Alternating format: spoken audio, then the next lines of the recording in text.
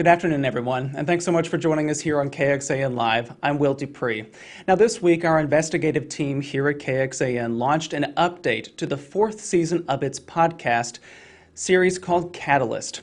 Now, this has been 6 months since the last episode in this season, which was about people dying in the custody of Texas law enforcement and the transparency issues surrounding those deaths.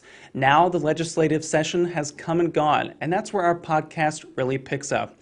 So joining me today for our conversation about this very topic are two people here joining me by Zoom. Josh Hinkle is KXAN's Director of Investigations and Innovation, and David Barrere is KXAN's Senior Investigative Producer. Josh and David, thank you again for being here. Thanks for having us, Will. Thank you. I'm very glad to see you all and to highlight this project because it is very interesting. And Josh, my first question to you in particular is about what the concept of a custodial death is exactly. So fill in the blank there for us. Well, when someone dies in the custody of Texas police or Texas law enforcement, that could even be in jails, that law enforcement agency is required by law to submit a custodial death report. This is a very specific form that started being required to be submitted by law back in 1983. And when they fill out this form, basically it tells people a lot of the details that happened with the arrest and with the death. And it can even go so far as to kind of give an indication of the events that led up to that death, if it's detailed enough. At the minimum, it's supposed to give you the basic details about when someone died, how they died, the manner of death, and then a medical examiner's form is usually put in there as well. And why is that particular form so important? Well, in Texas, it can be very difficult to get records in a case like this if someone dies in police custody because of different laws and legal loopholes we have here. So this form is one of the only publicly available documents that is supposed to be out there no matter what within 30 days of a death happening. So it should be readily available and accessible to the public, something you can get on the Attorney General's website. And now turning to you, David, I want to ask you about what started this research last year and what did you discover about these particular reports? Yeah, so the research started basically after George Floyd was murdered and there were nationwide protests about police brutality and deaths in police custody. And we knew that we wanted to look into our own state's deaths in custody. So we started investigating that. We went straight to the Attorney General's office because we knew that they kept all these reports that Josh just explained, that the database is there. And we also used something from a nonprofit called the Texas Justice Initiative. They compile that data and they make it publicly available to anyone that can, just get it off their website. And so we used that to start analyzing it and looking into anything really that stuck out to us. And what popped out to us that we covered in our investigation Dead and Undone was these reports that we found were being filed late or incompletely. And this was happening in hundreds of cases around the state. And it had actually gotten worse during the pandemic. And turning to now you, Josh, we did see the legislative session take up some of these issues, and one state lawmaker actually used the KXAN investigation as part to address this issue. Yeah, that's right. Some of the cases that we were finding that were submitted incomplete or late were here in the Austin area in Travis County. So we turned to Representative Eddie Rodriguez, a Democrat from Austin, who is a lawyer and also had interest in criminal justice issues, told him about this. And of course, it was something that he took up and filed legislation, and it made it to a committee hearing in April.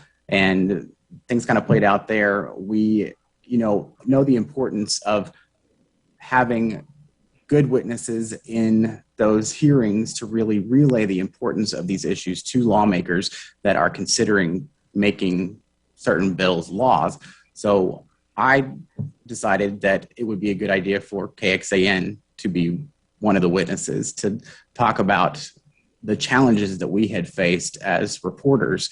And so I decided to go to the Capitol on that hearing day and testify myself. I think we have a clip of that.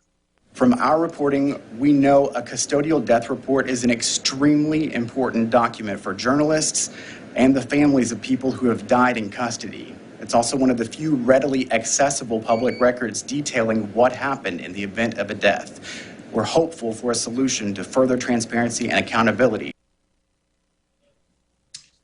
And unfortunately, the bill did not progress to becoming law, but, this is the first time that it's really been taken up to this level because it's largely an issue that had not been debated, the lateness and incompleteness of these records in the legislature till now. So we are confident that we have gotten the attention of lawmakers and they understand the importance of this police transparency aspect, and we're hopeful that it will come back up next legislative session in 2023.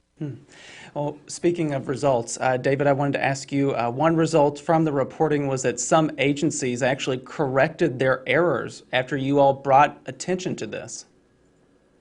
Yeah, that's right. The incomplete reports, so every agency that's named in our report, we reached out to them and gave them the opportunity to explain what was going on, why these reports were incomplete. And so pretty much everyone that we reached out to did go back and update the reports so that they were complete. And, some were more difficult to, wrangle than others, but we ultimately did get that result. Obviously, the ones that were late, there's nothing you can correct about that they were late. But the incomplete ones, we did get those updated. And Josh, one of the agencies that you all reached out to about some of these errors was the Travis County Sheriff's Office.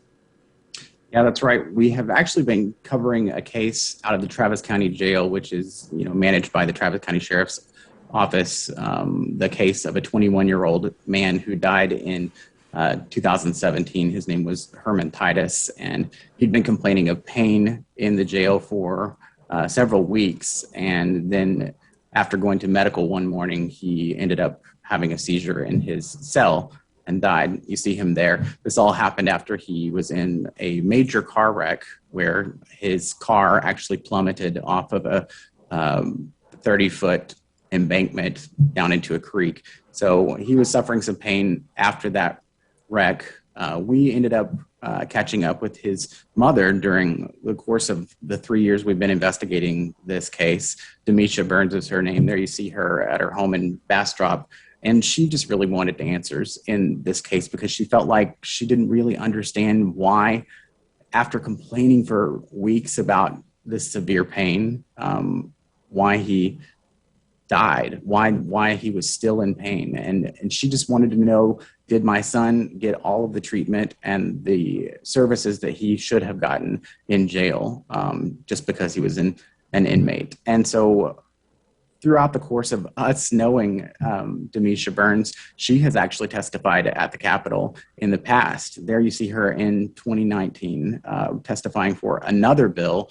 I mentioned earlier some loopholes that prevent you from getting records in these kind of cases. And that's exactly what happened to her. She and her lawyer, she faced these, extreme hurdles to understanding and obtaining video and audio and other documents that would shed some light on why her son passed away.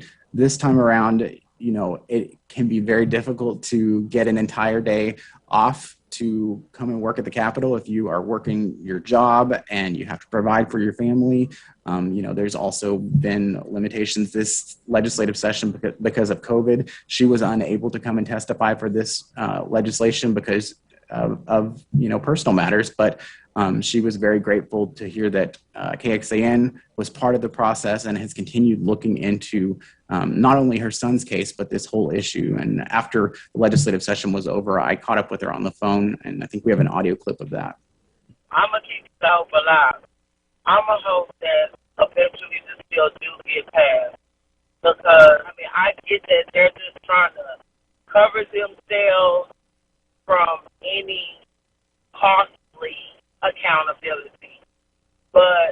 end of the day, like, either you're going to have to pay for it one way or another. I just want to thank you. This has been a great journey, and I appreciate everything that you and KXAN has done for me to get the truth. I highly appreciate it. It has helped me with a lot of what I've been going through, and I'm getting better. And I appreciate y'all so much for stepping up and helping me out. Misha Burns is a very strong person. I've enjoyed getting to know her and her family over the years, and I've been impressed by the way that she has continued this fight and how hopeful and optimistic she is for the future of police transparency legislation. And while this bill didn't end the way that many people hoped, we do have some good news about some other police transparency legislation that we have been investigating over the past several years. You may remember the case of Jamie Mayberry out of Kennedy, Texas. He was the gay man who went missing from his family's home in Kennedy, Texas in 1999. That sparked our investigation into the NamUs system here in Texas, which was the National Missing and Unidentified Persons System. And we are happy to say a bill has passed this legislative session, and just last week the governor signed it into law that will require all police departments and medical examiners' offices to submit missing persons details to this public portal that you or I, any member of the public, can access online, so we can maybe help solve these cases or bring some closure to some families a little faster. So that was a really good win for police transparency legislation right there, Will. Nice to see some results from all of your reporting. I just want to thank both of you, Josh Hinkle and David Barrera, for joining us today for this conversation, because we want to promote this project because it is, again, as we said, getting results for people. So thank you both for joining me. I appreciate it. Thank you, Will. Thank you for having us. And I do want to bring up the website for you all. If you'd like to take a listen to this particular project, we'll bring this up now on the screen. This podcast update and all 4 seasons of Catalyst can be found on your favorite podcast platforms, including Apple Podcasts, and also here at KXAN.com. This is the website. We also have this available in the link in our Facebook Live description, so please look at that if you haven't had a chance to just yet. Thanks again, everybody, for watching our stream today. We appreciate it. We'll be back here throughout the day with other updates. Once again, I'm Will Dupree in the KXAN Live studio. Please, everyone, stay safe and healthy out there, and take care.